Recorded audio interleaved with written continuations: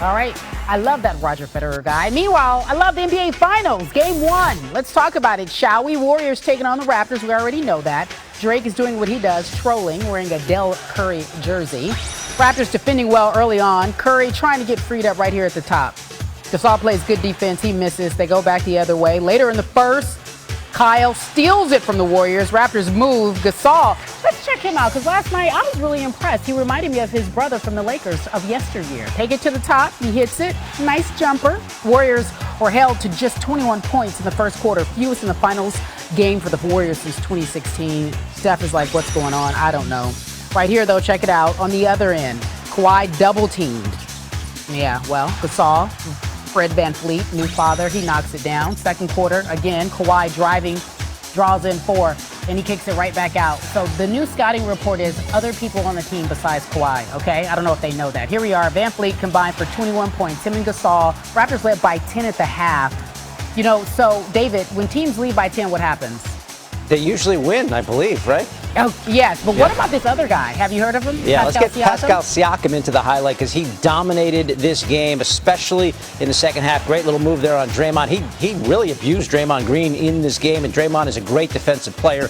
A little bit later, Siakam feeling it, knocks that down. 26 points through 3. You see the field goals, 11 of 13, and he actually heated up after that. Makes the tough leaner, gets that to go. He made 11 straight field goals, longest streak in the last 20 NBA Finals. A little bit later. Yeah, just flings that in. Yeah. Boogie takes a shot to the eye. He's good, Kerry. Really good. Yeah. This just in, David. Yeah. And then Kawhi, this is a contested shot over Kevon Looney. Nothing but the bottom of the barrel. He had 23. I'm telling you, Golden State was just rusty. Too many days off, David.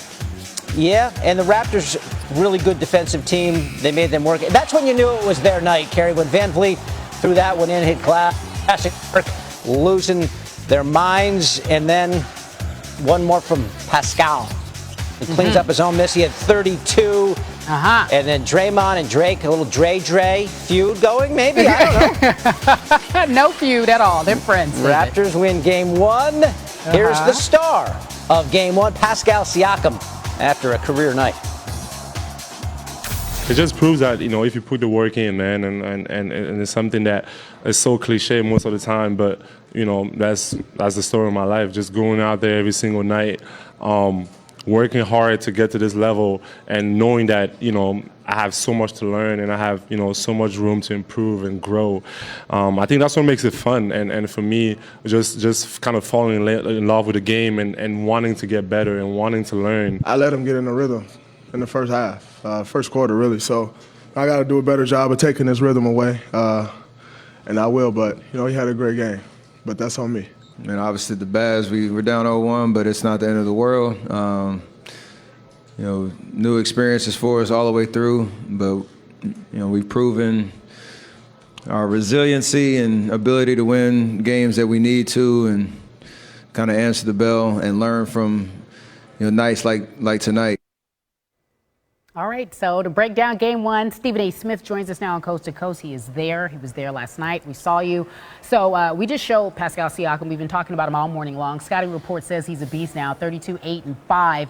Do you see him and the rest of the bench for the Raptors showing up like that for the rest of this series?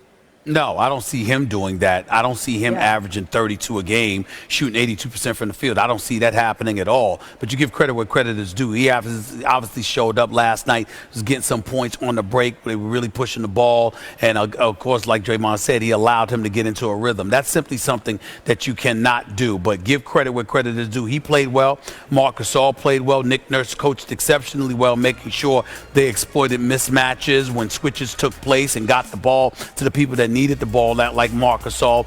And, of course, Fred VanVleet came off the bench and continued his torrid stretch. He had 15 points last night, hitting 4 3-pointers. So they deserve a lot of credit where a lot of credit is due.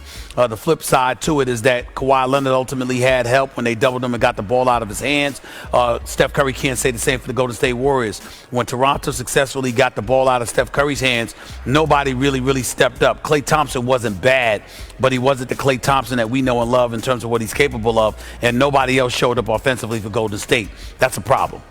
Well, Golden State obviously has 2 more days to make adjustments, and I heard you talking about this morning on Get Up.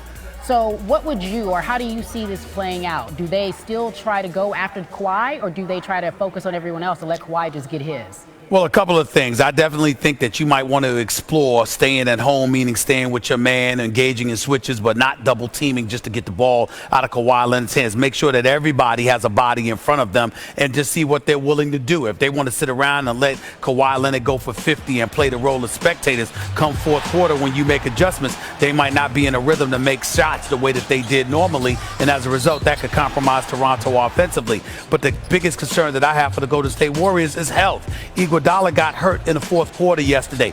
He's a pivotal piece in what they're trying to do. You already knew Kevin Durant was out. He's probably not going to be available for Game 2. You're hearing Game 4, but I don't know whether that's true or not.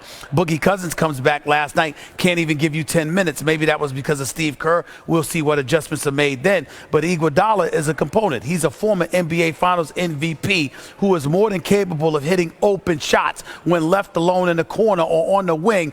And yesterday he resembled a construction worker, was shooting bricks before he got injured in the fourth quarter. So when we look at it from that perspective, either Iguodala is going to have to be somebody that does it, or if you are Steve Kerr, you're going to have to lean on a young guy like Alfonso McKinney and put him in a pressurized situation and see what he's got for you, because he's clearly athletic, he's got young legs, and he can hit open shots. You might have to go that route if Iguodala simply is not healthy enough to go for you.